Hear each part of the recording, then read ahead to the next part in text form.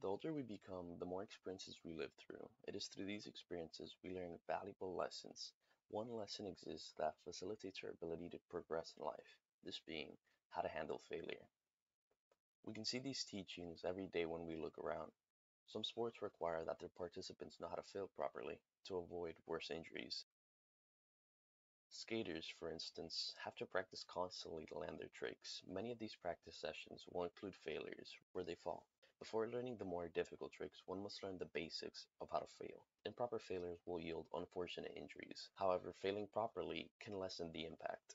It is essential that skaters are cognizant of how they will fall. Failing a trick that has built up momentum requires that a skater rolls on the ground once they fall to reduce the load that will be placed on their body if they were instead to abruptly stop their body's inertia. This abrupt stop is where impact happens and injuries arise. Other instances will require different maneuvers to assure safety for the most important body parts, like the head. How one should fall and the type of technique are variable. They depend on the setting. Regardless of how different each technique may be, they all have one thing in common. They combat the failure that will ensue, the fall. Failure is necessary to eventually breed success. Few instances exist where success comes about without failure. Succeeding without failure only generates false beliefs in one's ability. This will then likely cause them to handle failure horribly, since such an occurrence is unfamiliar to them. Whether we like it or not, failure helps in generating success. Some people may fear failure. Exact reasoning may depend from person to person, but generally a sense of dissatisfaction is brought upon someone when they do not succeed. One should not anxiously ponder over the possibility of failing. They should instead set their mind on the importance of trying. Failure is inevitable. Persevering through constant failure will make you arrive at success much quicker than the hesitation brought forth by fear. This does not mean one must fail on purpose, but one should take failed experiences as lessons for future reference. Not fearing failure is easier said than done, of course, but with practice it can be accomplished. Failing and not fearing failure is itself a paradox, and can be the first success one experiences that sets them up for future achievements if they eventually overcome such failure. Imagine an individual who excels academically. They passed every exam with almost perfect scores during their undergraduate studies. Now they have been accepted for a graduate program. The first exam arrives and they failed it. Unexpected failures happen all the time. In a way, these occurrences are freeing.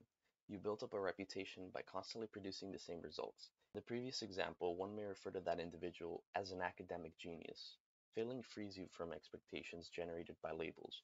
Everyone expects the previously mentioned person to succeed, since that is the result they show every time. However, this time things change. They begin to question how smart they really are, and this in turn may reflect on how they view themselves and their identity. All the built-up pressure from before of trying to never fail is now relieved, and the graduate student can learn from this experience. They must understand that their identity has not changed.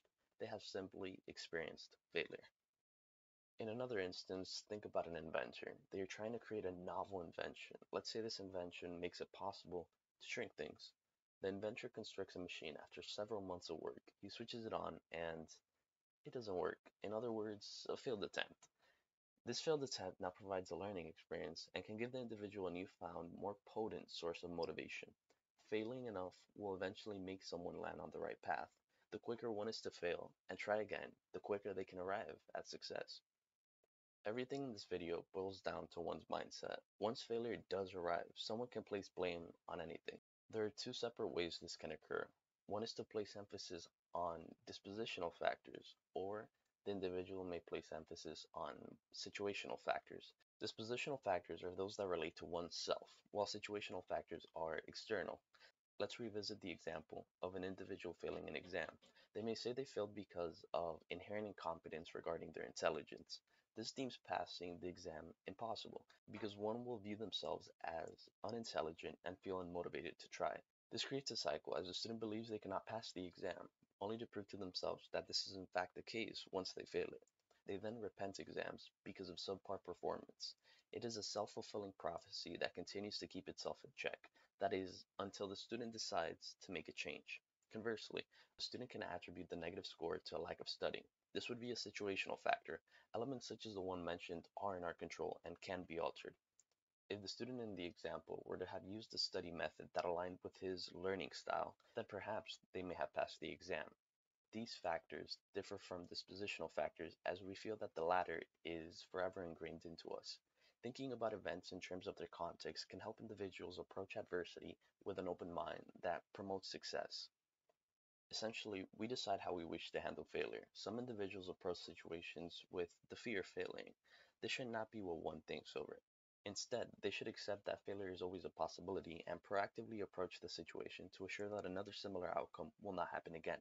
Failure may have a negative connotation, but this does not have to be your view. It can be quite freeing to fail, as we discussed previously. Once this occurs, you are free to approach situations in a new way. It allows room for creativity. At the end of the day, life would be dull without failure.